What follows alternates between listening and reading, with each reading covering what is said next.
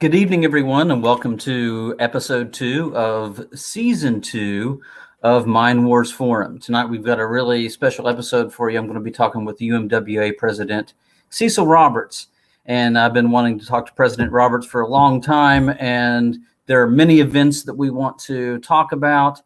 The strike that's going on right now down in Alabama, as well as upcoming events. But before we get into it, let me remind you of a few announcements. With our museum right now, we're going with our annual museum donor drive, and we have a special offer regarding Roger May's photography and his work on photographing all of our artifacts. And you can check out our website and find where you can be a part of that, donate to the museum, and get some really unique photography prints about our artifacts, and you can go there and check out the details. We also have some big events coming up. Of course, there's the Blair Centennial that's right around the corner. We're going to plug that, of course, in every episode, and check out the website, Blair 100. Also, next Friday night on June the 11th, Roger May, who did all of the photographs for our artifacts and also who was the creator of the Then and Now exhibit in our new space in the museum, is going to be doing a presentation on Friday evening. Saturday, we have the dedication of our building to UMWA President Cecil Roberts, as well as in the town, there's going to be the play. The Matewan Drama Group is going to be doing the reenactment play for the first time since the pandemic started. So a lot of events coming up. We hope that everybody keeps checking out our Facebook page, keep checking out our website, and keep up to speed on everything that's going to be taking place. A lot of people are wanting to get out this summer, and going to the museum and checking out some of these events is a great way to get out and kind of enjoy the summer. But right now we need to get into episode 2, and we have a lot of things to talk about with President Roberts. So let's bring him on. President Roberts, are you around? Oh, I'm right here. Thank you for having me, Chuck. I was just thinking, I wonder what my great uncle and your grandfather would think about this. But yeah, they're probably looking down on us now, and they're saying they're doing what? yeah, they would find the technology pretty interesting. But it's it's a conversation I've wanted to have for a long time because the heritage is really important to me. It's even more significant to you because it's been your whole life, and it's been your whole life's work. And so we have a lot to talk about. But first, I want to talk to you about what's going on down in Alabama. We've got the strike that's been going on down there. And can you give us a summary of what's happening on the ground, the status of things, and what's going on? What's the inside scoop here? Well, the status of this strike goes all the way back. I think the starting point would be 2016 when Jim Walter Resources, as many companies did and have, filed bankruptcy. Jim Walters had been a long time signatory to the UMWA National Agreement, never had a strike with them, never had a problem with them. They filed bankruptcy, and a bankruptcy judge allowed Jim Walters to sell those mines free and clear. Mm-hmm. Those are two worst words on earth when it comes to bankruptcy for workers. That means that the workers are not guaranteed a job. And it means that none of the benefits they've earned will flow with the sale. And it also means that the union that represents them will not be there if the buyer chooses not to have us. So we engaged in a long, protracted fight with the new buyers. The new buyers didn't even have a name at the time we negotiated the contract in 2016. It was an inferior contract. Workers took cuts in wages and benefits. The retirees lost their health care provided by Jim Walters. The union stepped in and took care of that. The new employer refused to participate in the 1974 pension plan, threatening the pensions of 80,000 people. And as you're well aware, and most of your listeners, particularly there in Mingo County, Logan County, we engaged in a long 10-year fight to finally get legislation passed to save the pension plan, save the health care people had earned. But the contract that's been in place there is just horrendous. And this new company, investors from New York, as you might guess, we're very familiar with out-of-state companies dealing with our workers in West Virginia, dating back from the time we first started mining coal in West Virginia. Right. But the last 5 years have been terrible. They've worked these people 10, 12 hours a day, 6, 7 days a week, only 3 guaranteed holidays. They have 8 in the contract, but they can force them to work 5 of those days. Saturdays, Sundays, they don't ever get to see their kids, their families. So the workers have said, and as well as the union, enough is enough. And they need to give back some of these benefits they took away from the workers. It's about $1 billion that they took away over the last 5 years. And we're dead set, and the workers are dead set on getting some of that back because they've made a lot of money for this company. And that's what this strike's all about. In addition to the fact, it's an unfair labor practice strike. And that's important because unfair labor practice strikers cannot be replaced permanently. Economic strikers can be. So we have both a strike for a collective bargaining agreement and a strike over unfair labor practices. So how I've noticed that pensions and bankruptcy is a big issue over the last few years. You had the issue with Patriot Coal a couple of years back. This is an increasing problem here as companies are going bankrupt. A lot of coal industry, you're well aware of the coal industry downturn. You're seeing issues with bankruptcy, then dropping pensions, dropping healthcare benefits. How does this wave or this new era of kind of conflicts compare to kind of things that have gone on before in your tenure as president? Well, I don't think any of us thought back in the 70s, or if that mattered, 80s and maybe even the 90s, that people, once they retired, would have anything to worry about. So think about that for a moment. Mm-hmm. You had the very ill people, a number of these miners who had retired with pneumoconiosis, broken backs, illnesses from working in the mines for a long period of time. Most of these miners probably worked 35 to 40 years. Mm-hmm. So now we have these people, some of them 80, 85 years of age, and being told you don't have health care anymore. Then later on being told, well, you may lose your pensions too. That's something we have not seen in the past. Our forefathers, when they started trying to form a union and build a union, they were looking for higher wages, safer working conditions, and a path to retirement. And they never dreamed, if you ever earned this, that somebody could come along and take it away from you. If we could change a law or a group of laws in this country, other than making labor laws better, I would argue that we need to do something about bankruptcy, because the people who benefit the most from bankruptcy are people who never step foot in the coal fields in their lives. And these are investors looking around to go in and take something over, take the last little bit away from a company, force workers to work for less, take their union away from them. That's just not right. I don't care how you put it. When we first started this fight against Patriot, people told me, said, well, you're crazy, Cecil. There's nothing you can do about bankruptcy. I said, well, we'll see. I'm not sure what we're going to do about it, but I think when people gather in masses, people march collectively, crowds grow from 1,000 to 5,000 to 10,000, march on Washington, march in Columbus, Ohio. You get politicians supporting you, church groups supporting you. Pretty soon, people starting to listen to you. No one can achieve anything in this environment we find ourselves in by themselves. And that's what happens with non-union miners.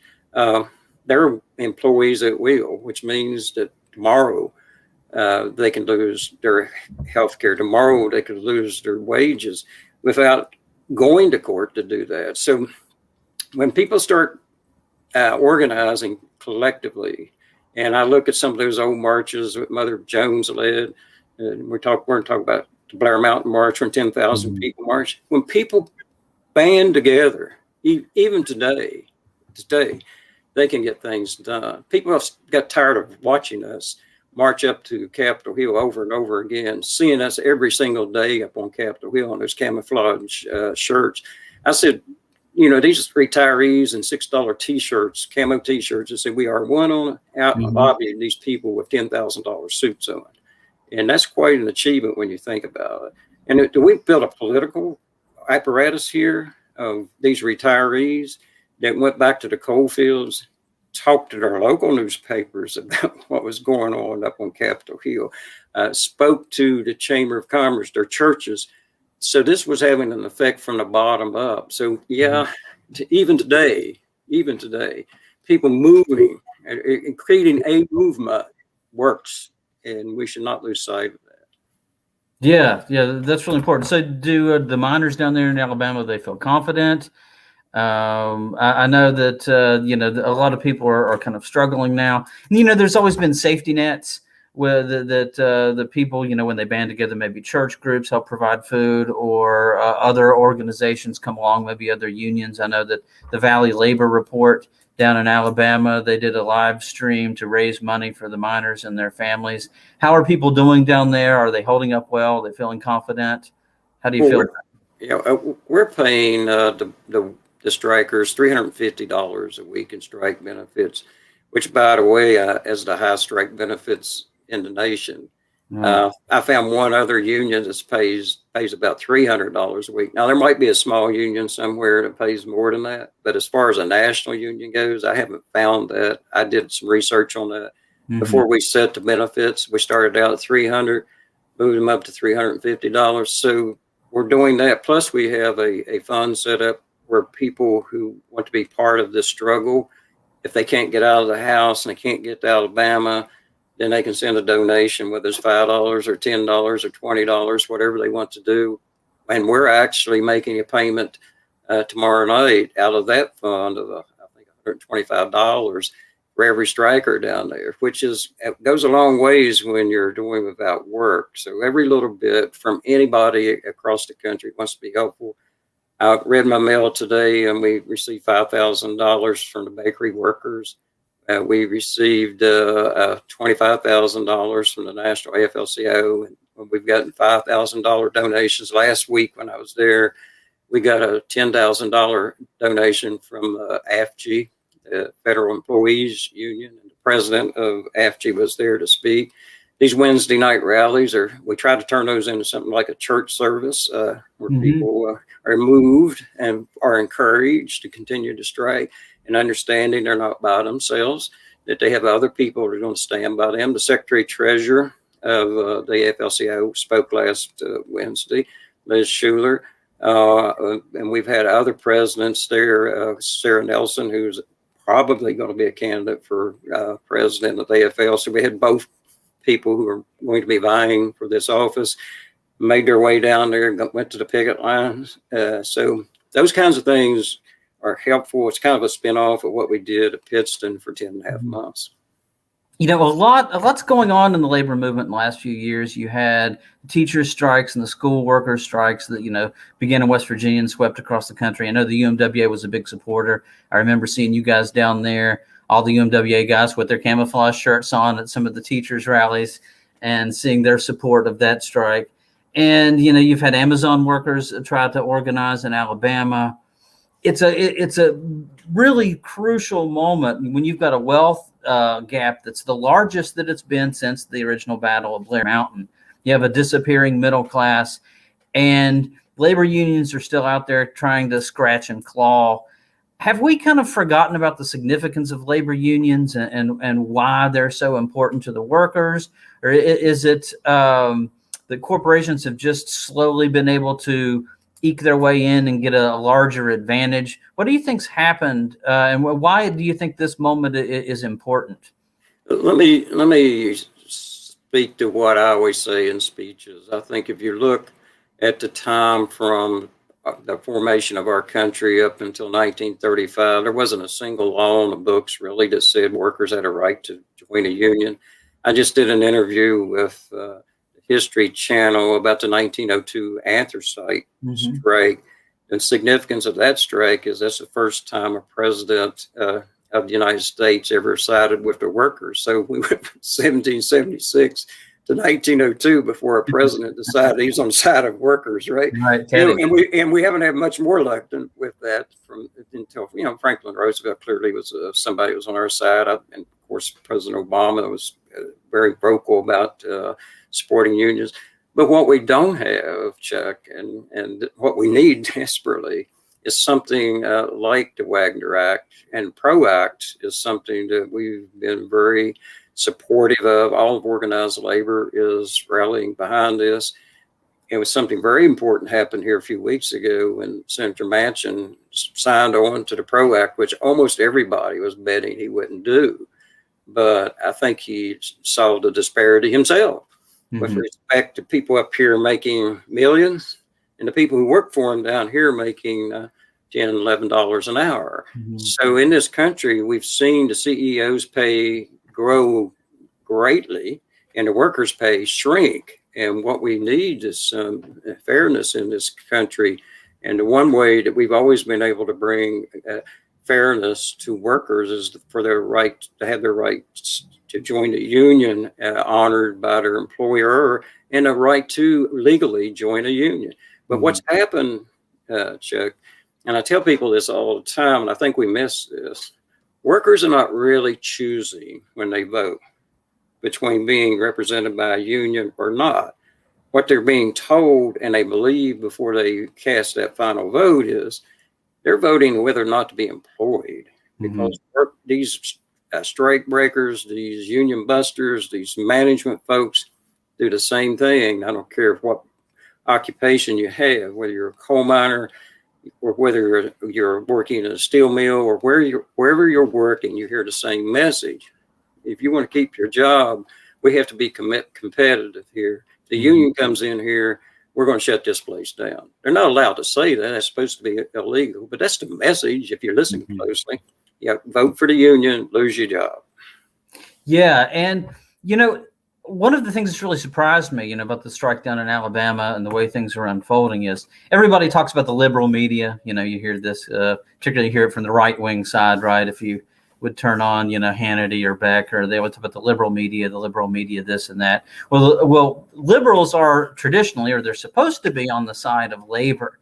Yet I don't see hardly any coverage of this strike on a national level.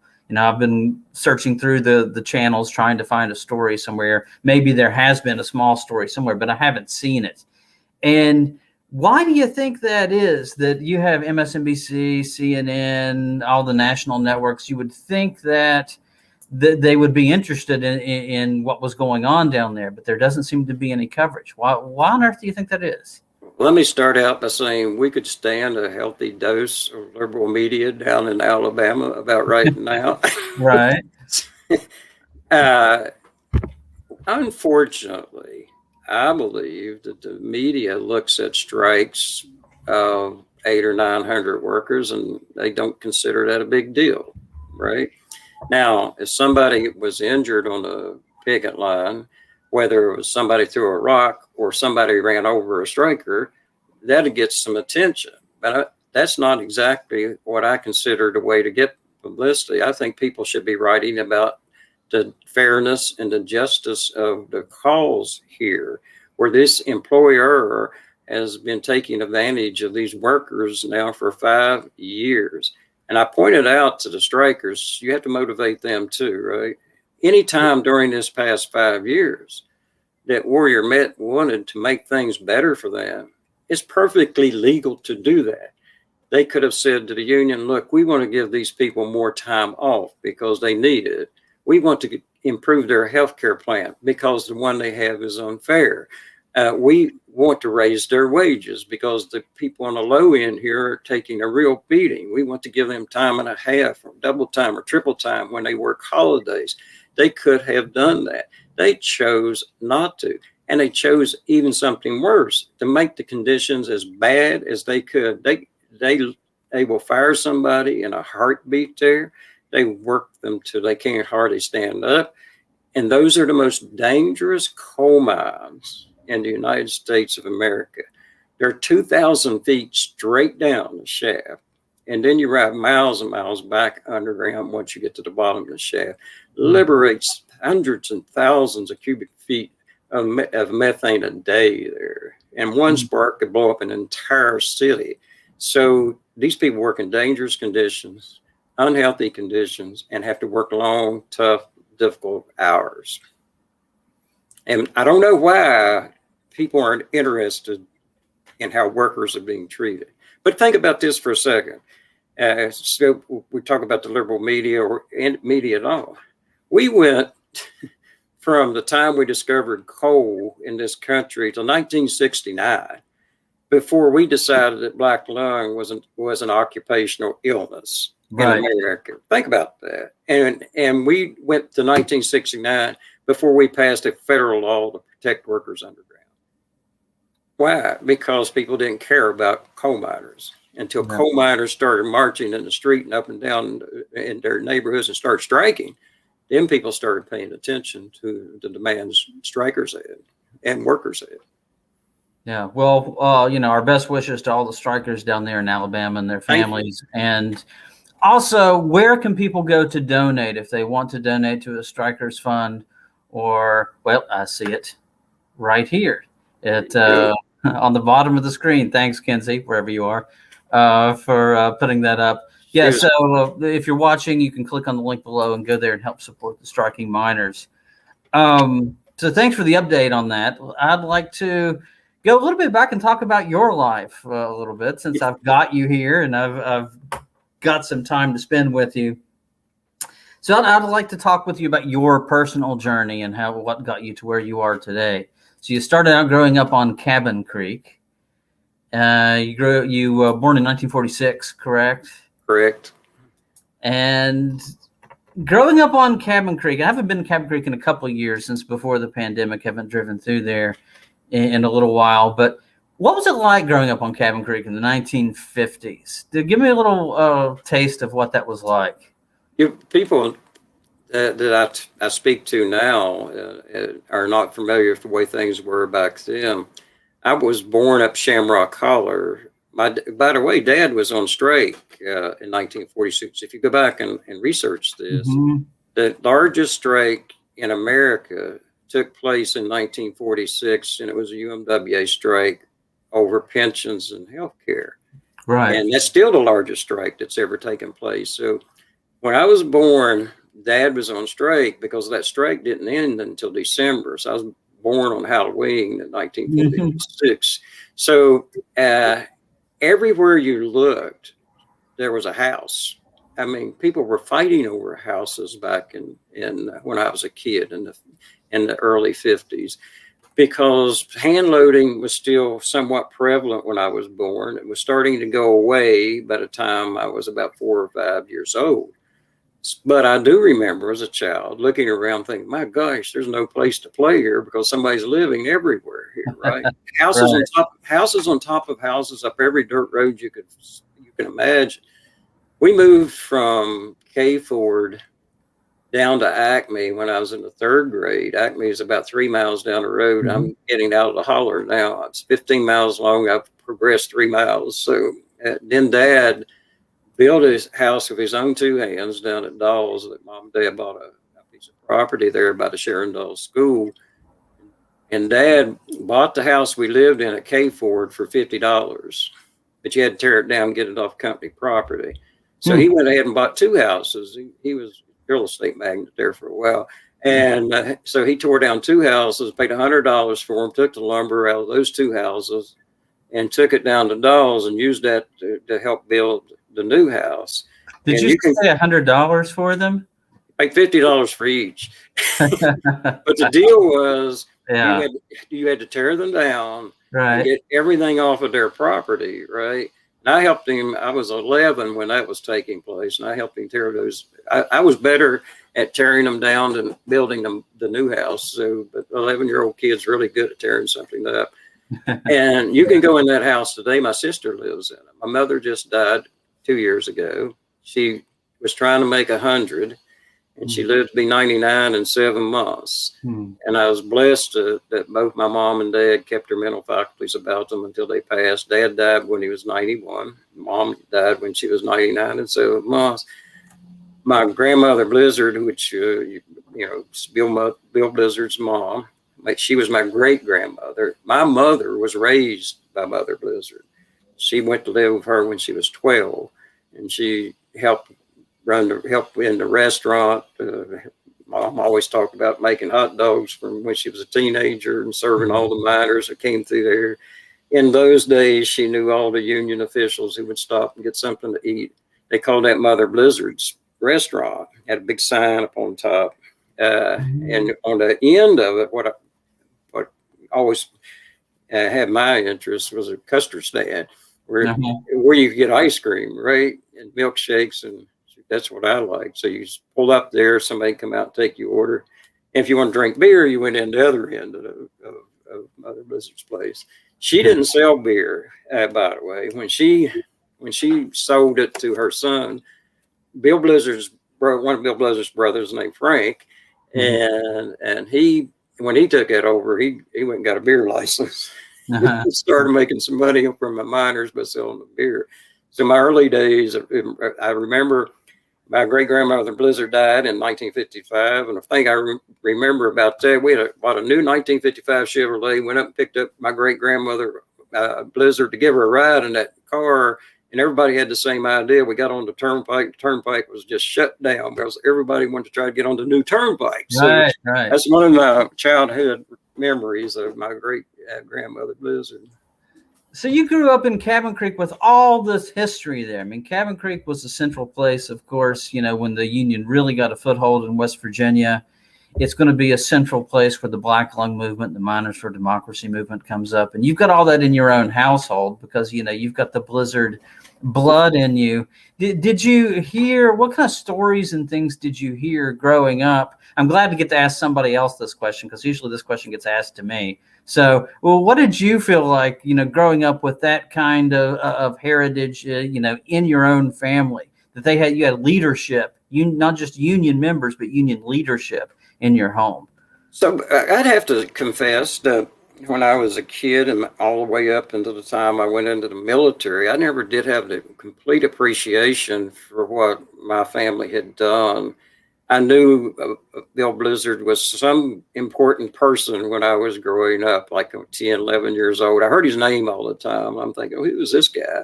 And then I heard people talk about my great grandmother Blizzard all the time, about how she did this and she did that.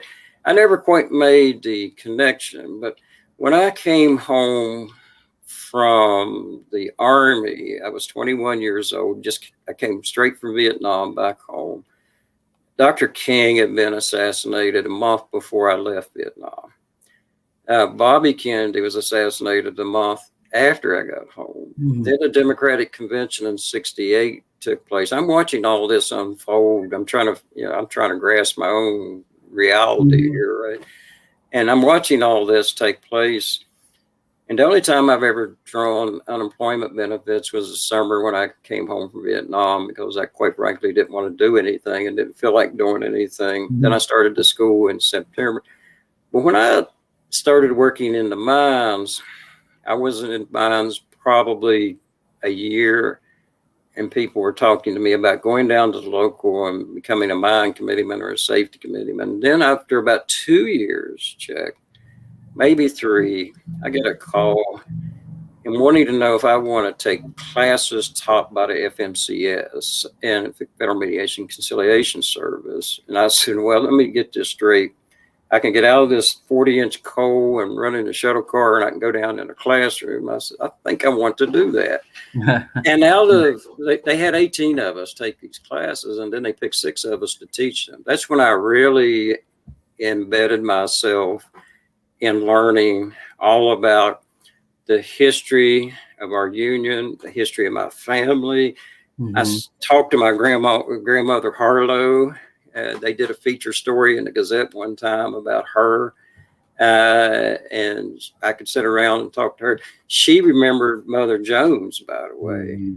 She was a kid when Mother Jones used to come to Mother Blizzard's and stay when she would come up Cabin Creek. They became close friends story about them marching together and taking their umbrellas and beating the police with them, which I found to be an interesting story. Yeah. My grandmother Harlow, so I said to her one time, she's living at our house for a little while. I said, Grandma, did Mother Jones curse all the time when she came to? She said, I never heard her curse when she came to our house. So I wonder if this wasn't something she used to project her image whenever she was. It's kind of like today you pay people to teach you how to do all this stuff, right? And she learned it herself, right? One of my favorite quotes about her, she said she ceased praying and started cursing. She has to wait to get to form, and she gets the ladder immediately, right? And that's cursing brings immediate benefits. So I spent years after taking those classes and starting to teach those classes, reading everything I could get my hands on, particularly about our family, asking people in our family before, like my grandmother Harlow, before she passed, talking to her about Bill Blizzard, I'm sure you met Bill Blizzard Jr. at some point in time in your career in life. I've talked to him. I've talked to people that knew all these people. I knew Arnold Miller fairly well. And people around President Miller and his family. So there were people living on Cabin Creek when I was in my 20s that knew all these people. And you had an opportunity to learn from them. And when I went to work, interestingly enough, Jack, when I went to work at District 17, there were secretaries that had 30 some years there and knew Bill Blizzard. Wow. And I asked one of the secretaries, I said, was Bill Blizzard as tough as they say? And Claire Dale, with the secretary, says, you see those steps right there? I said, yeah. He said, I saw him throw a guy down those steps one time. That's what you're asking me. So the persona, the lure that comes with all this, it seems to be fairly accurate and real. You know, he lost it. Have you ever heard the story about how Bill Blizzard lost his presidency? I have heard the story, but you can feel free to John L's brother was the Secretary Treasurer, and people say, well, how did he get to be Secretary Treasurer of District 17? Well, because we didn't have autonomy back then.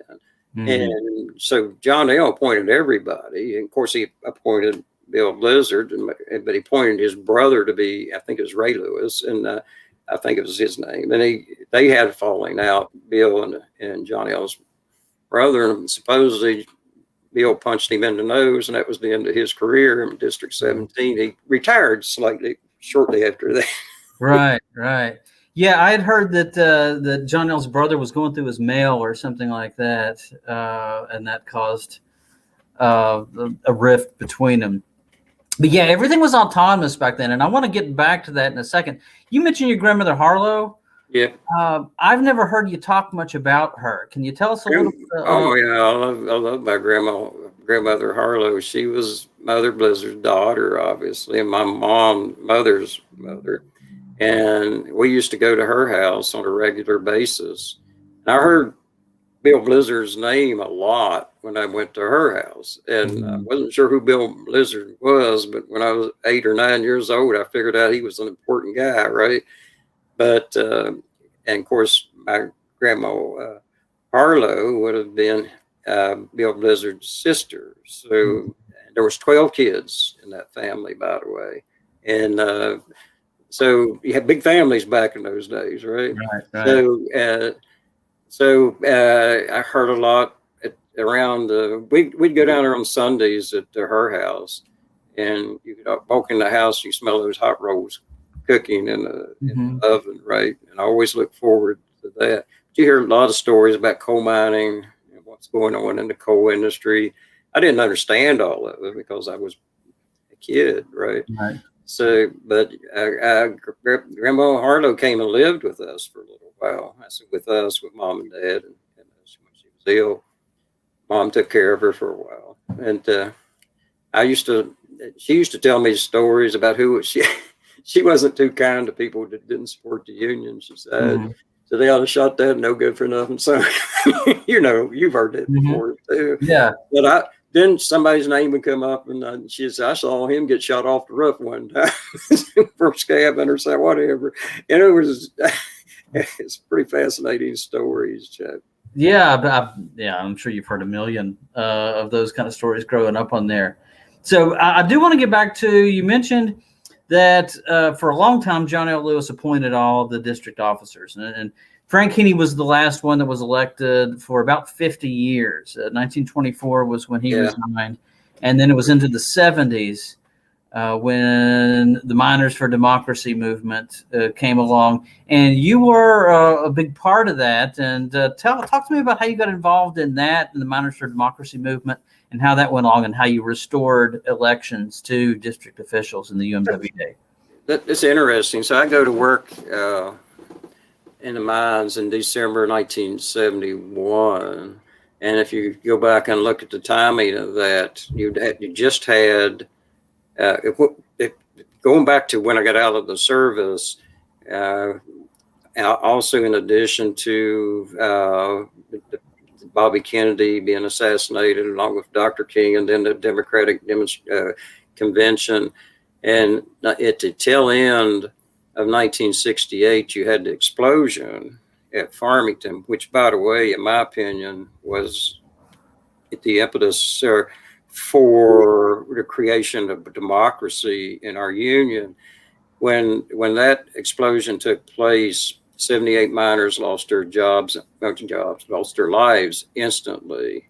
And that was broadcast all over the United States. That's probably the first major mine disaster where people sitting in their living rooms in California, in New York, Florida, non-coal mining states witnessed something like that. And there was outrage across the country about something like it. And the mines continued, that mine continued to explode, smoke pouring out of and Tony Boyle goes down to Farmington with a rose in his lapel, and he defends Consol. Yeah. And he says, as long as we mine coal, it's going to be dangerous. And Consol is one of the best coal companies we have. That's the president of the union saying that 78 people dead. Then they showed the widows furious over that. And once again, people started to unite around, we need health and safety laws in this country. And the union is not doing the job it should be doing. And if you go back and track all of this, Jock Yablonsky decides to step out there. He had been part of the establishment. Just finished reading the last couple of days the newest book about the Yablonsky murders. And by the way, they gave us, the author said the legacy of Jock Yablonsky is that United Mine Workers today is the most democratic union in the United States. And that's a great compliment to us, by the way. But of course, he was murdered because he had the audacity to say we need autonomy. John L. Lewis never allowed autonomy during his 40 years of being president of the mine workers. He named Tony Boyle to be his successor, by the way. And I think at some point in time before he died, he indicated that was the worst mistake he'd ever made. Tony Boyle ordered those murders, and it wasn't just Jock Yablonsky that lost his life. His wife and his daughter, all three of them were murdered in their beds, and by second-rate crooks, criminals out of Cleveland, but with some West Virginia ties. Two of them had West Virginia ties. The third person was from Ohio. But they traced all this back to District 19, which was not an autonomous district, dependent on Tony Boyle and International to survive. So without democracy, these kinds of things can happen. We'd had democracy back then, Chuck, I don't think those murders would have taken place. So I come into the mines right after the murders of the Yablonsky family. I come in when Arnold and Tony Boyle are fighting it out, going back and forth. I'm green as grass, I'm wearing a red hat, listening to these older guys argue back and forth and back and forth and back and forth. and I'm kind of lost about what the right thing to do there for a while. But when President Miller gets elected, I think people would tell you that from that point forward, the district elections, the conventions after that, to fight to preserve democracy in the Union. I think I came in when the first battles were ending, but the battles for autonomy in the districts, battles for what right to ratify contracts, or fights for more of a voice from the bottom up. I think that people would say that I've been one of the strongest advocates ever with respect to that. And quite frankly, Arnold and I, as most people know, had a lot of differences because I was young and at 30 years old and thought I knew everything. And I found out I probably didn't. But I think I learned a lot in that period. Sometimes you have to take some hard knocks before you learn things, right? But as I went forward, Jack Perry, you might have remembered Jack. He was my mentor. He's president of District 17. He's 50-some years old. Some people didn't think Jack was real quick on his feet, the smartest guy you'll ever meet when it's just 2 or 3 of you in a room. He taught me so much. And that right today, I tell people about Jack Perry, and most people never heard of him. I love the guy. He taught me so much. But autonomy, I think, is a bedrock of our union. Democracy, of course, and autonomy are the same thing when you put them together. Right now, the miners that on strike in Alabama, they all have a right to ratify their contract. Before autonomy came along, they were taking whatever the international said was the way it was going to be. Right. And sometimes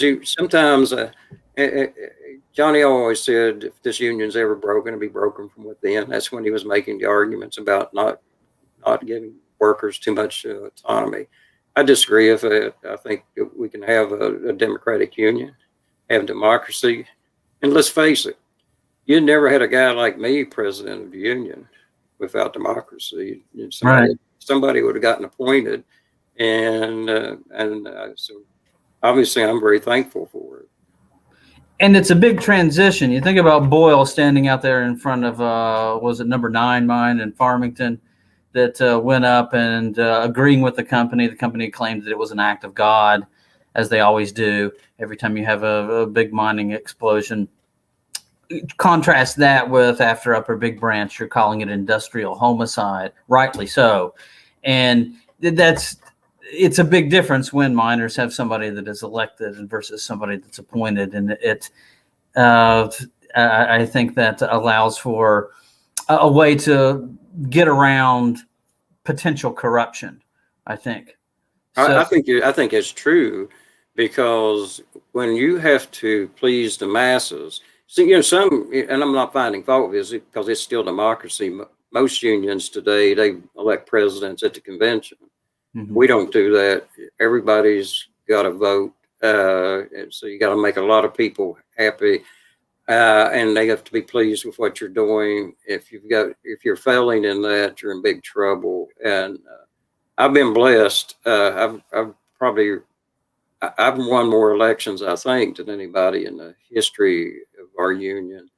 And that's the thing I'm probably the most proud of with respect to, people ask me about, well, what's your greatest achievement? You can look at Pistons, you can look at pensions and healthcare.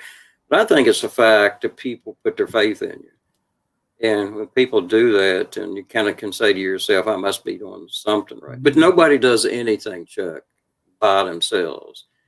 One of the things that just makes my head spin is when anybody stands up and uses the word I about 3 or 4 times in a sentence. It's we, and us, and all of us together, right? That's what a union is. It's not a single person. So I just take the building down there in Matewan. I said that they ought to put Hawkeye's name on that building instead of mine. Hawkeye's done worse for that area than me. Yeah, Hawkeye's is almost like one of the bricks in the building. He's Hawkeye. That's a guy I truly love. I do, and I've known Hawkeye. Gosh, I first met Hawkeye. The Massey strike was '84 when that started. Mm-hmm. We've been friends ever since, and you couldn't have a better friend. Okay. And there's a lot of people just like him down there in Matewan. Yeah, it's a great group, and our museum wouldn't exist if not for the support of 1440 and guys like Absolutely, who helped us get up there, and they continually support everything that we do, and it's a great group of folks. Absolutely. And you guys, look, what you're doing is keeping our past, our history intact, and nobody else is going to do this. Mm-hmm. If we're waiting on, the millionaires to come along, so gosh, we got to make sure workers' history is preserved. I think we're kidding ourselves, because that's never going to happen. It's going to be preserved by people like yourself and other workers across this country, saying we're not going to let our history be shoved aside here and forgotten about. And I think the fact that it was forgotten for so many years is one of the reasons why unions are having trouble in these times. Is the people don't know why unions are so important, because it's not really taught that much. President Biden went down to Tulsa today, talked about the 100th anniversary of the Tulsa massacre, which he rightly so, and it's great that that's getting a lot of attention, and it's great that that's finally being reinserted into the national consciousness. I hope he also comes down to Blair. I'm not holding my breath for the 100th anniversary, but it seems like the largest industrial uprising since the Civil War needs to be taught. It needs to be remembered more, and people need to understand and be thankful for that. We think of those miners as patriots in the same way that you think of, folks that fought in World War II or the Revolutionary War, because they were fighting for our individual liberties. Absolutely. There's no question about that. Absolutely. So you have you've overseen this massive transition in the coal industry. In the last 10 years. 10 years ago, I would have never predicted that the coal industry would take such a dramatic downturn. I mean, you could see the handwriting on the wall with the way technology is changing, with the way policy is changing in the global economy, and you have more types of energy production. You could see that was going to happen eventually, but it bottomed out really quickly for a variety of reasons after 2011. And so you've overseen all of this, and you hear the term, and I wanted to talk to you about this because I know that you've talked about this transition away from coal and all this kind of stuff. You hear the term just transition a lot. I've been doing a lot of interviews over the last few months, and I get asked about it a lot. It's not a term that I'm fond of. I don't like the term just transition, because from my point of view, you have all these towns throughout southern West Virginia that have already been completely dilapidated. Schools have already shut down. The businesses have already closed down. People have already moved out. The population's dwindled. So it's not really, I think the term is well-meaning, but I don't think the term is accurate. It's not really a transition after things have already bottomed out. What are your thoughts on the energy transition that is taking place now? Where does the UMWA fit into that? Where do coal miners fit into that? What are your thoughts on this really complex situation that's happening right now? Well, you broke up a little bit there, but I think I caught the gist of the question, Chuck. We're seeing some really terrible economic devastation across Appalachia. Mm-hmm. One of the things I said about just transition, I've been listening to that. You probably saw my quote about that. I said, look, people in Appalachia are so sick of those two words, because we actually believe, I say we, and I include myself in this, that we'll see the second coming of the Lord before we see a just transition in Appalachia. Mm-hmm. So people, I think, sometimes use that to say, I'm for you. Then they walk away, and there's nothing ever done here with respect to jobs that pay anywhere near what coal miners make. So we're losing these good paying jobs. We're going to be with the Secretary of Energy. When I say we, a number of us been invited to be with her in Morgantown, and also with Senator Manchin.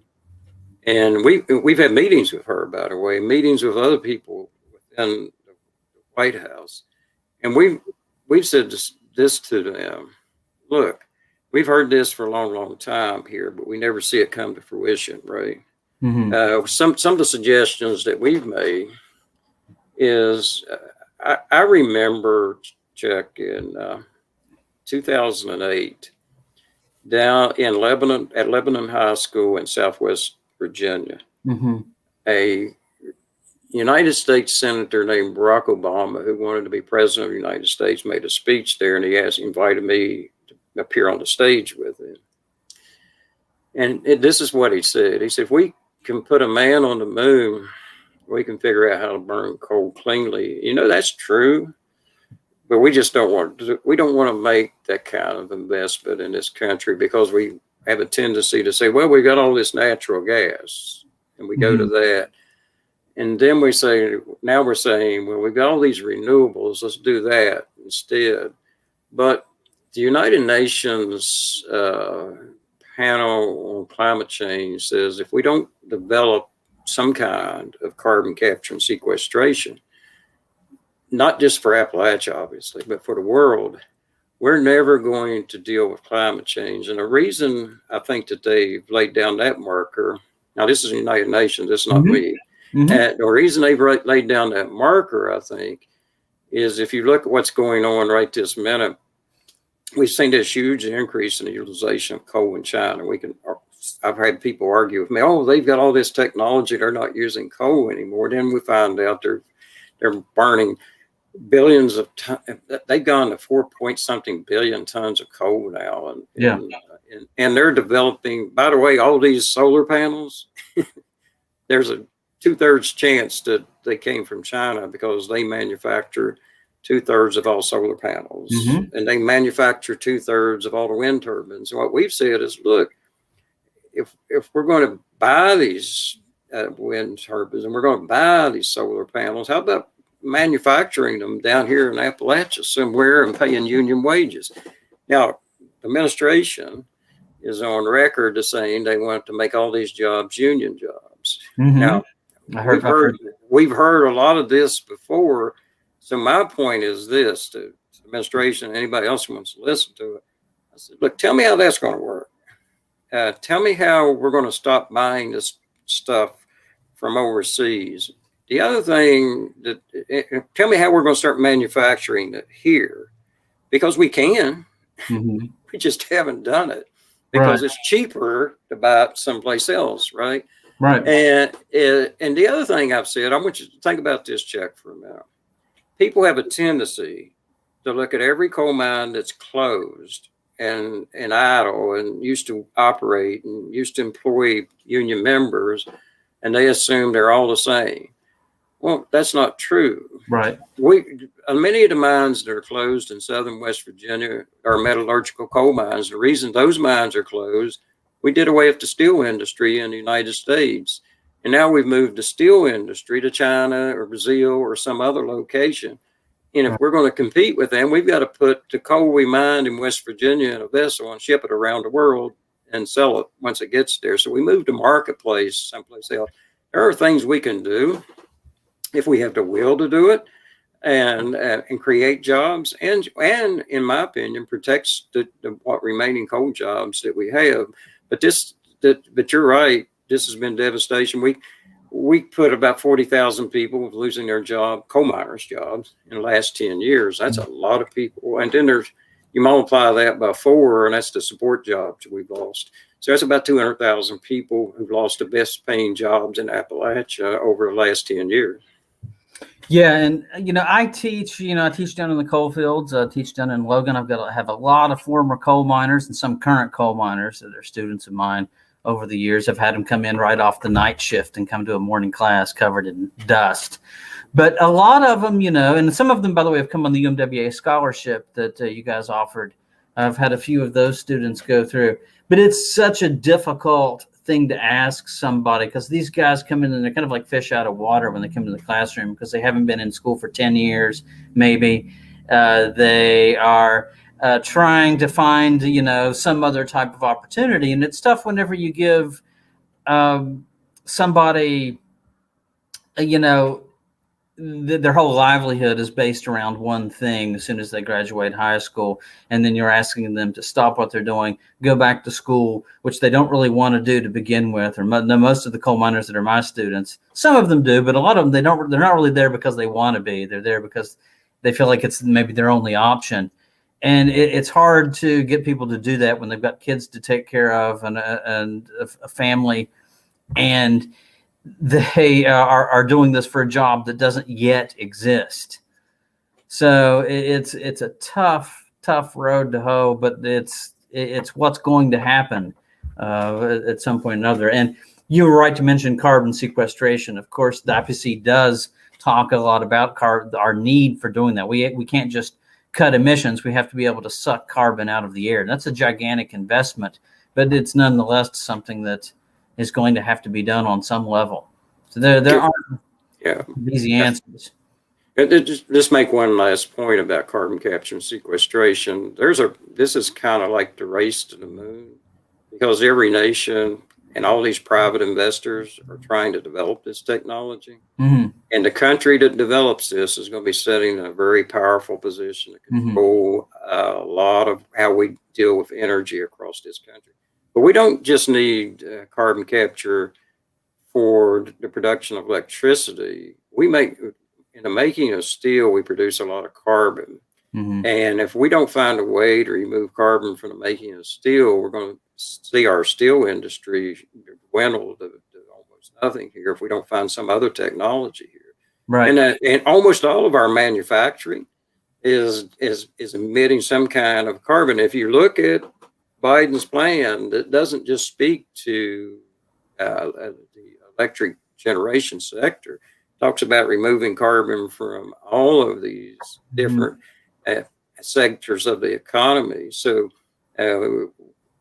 we need carbon capture, sequestration, protect all of our jobs and to create new ones. Yeah, it's going to have to be a complete social economic transformation that has to take place. Infrastructure, transportation, the way we build buildings. And so we're really going to see civilization transition a lot over the next few decades. And I'm getting messages that we're running low on time here. So I would like to talk to you more about this, but I think we got to move forward here. What do you, we've got the Blair Centennial coming up, of course. UMWA is playing a big part in it. Why is it important that we remember this moment right now? Well, yeah, I think you touched on it when you and I were talking earlier, I think probably off air, but I think that this is kind of like, to me, this is this is somewhat like our battlefield that we can look to where coal miners made a stand. I'm always in debates, by the way, with history professors. Because I've always identified Blair Mountain as a success. And they said, how can it be a success because of what happened there?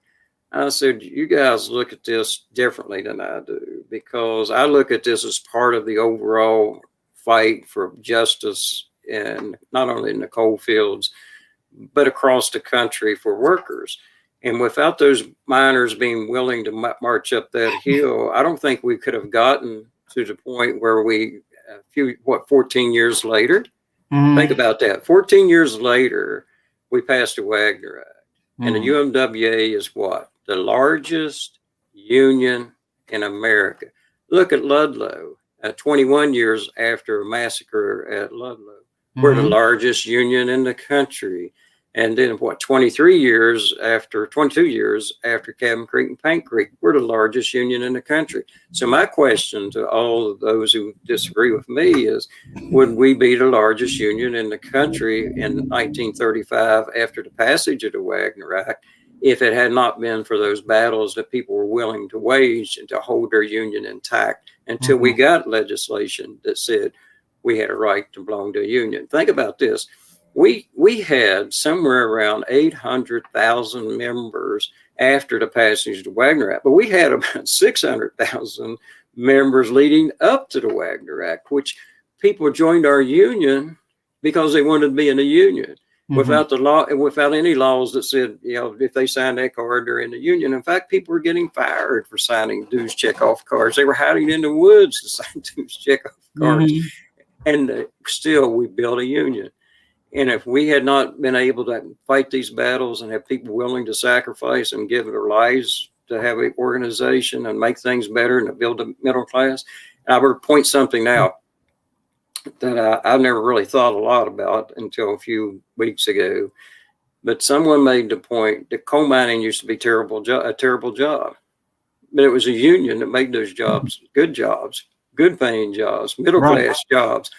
And it wasn't the employers that did that, and it wasn't the government that did that. It was the union that did that. So I'm excited about the 100th anniversary of Blair Mountain. I intend to walk every step of it, Lord willing. And I get up every morning and work out. And I did 5 miles yesterday, and I was doing 5 miles every day, but I did 11 miles year before last when we walked over Lynn's Creek Mountain, which is a really hard part of that trip.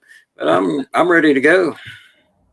Well, good. I'm glad that you're ready to go, and I'm going to be joining you for some of that march. You told me to get you for all of it, but I've got some other events throughout the weekend that I'm going to have to go to. But I am going to join you for some of it, and I'm sure a lot of other people will too.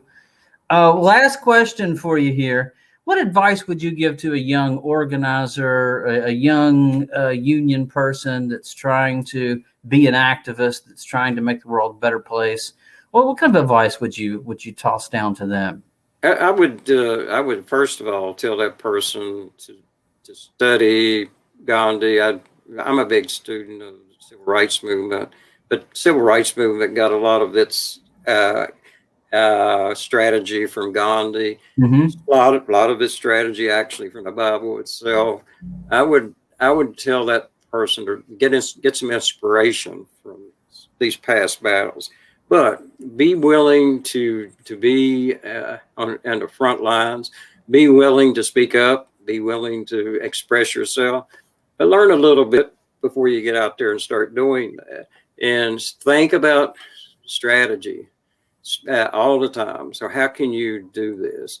And people are always saying to me, how are you going to do this? This is impossible. I said, well, it's not impossible because someday you can. I always tell people, all through the strike at Pittston, all through the pension healthcare fight, people ran up to me constantly. So you think we're going to win? I said, well, of course we're going to win. Because if you don't quit, the question becomes, when are you going to win? Right. So don't ever quit. Always don't ever give up. Keep moving forward. One of my favorite quotes from Muhammad Ali is he says, it's not the mountain to climb that wears you down, it's the pebble in your shoe.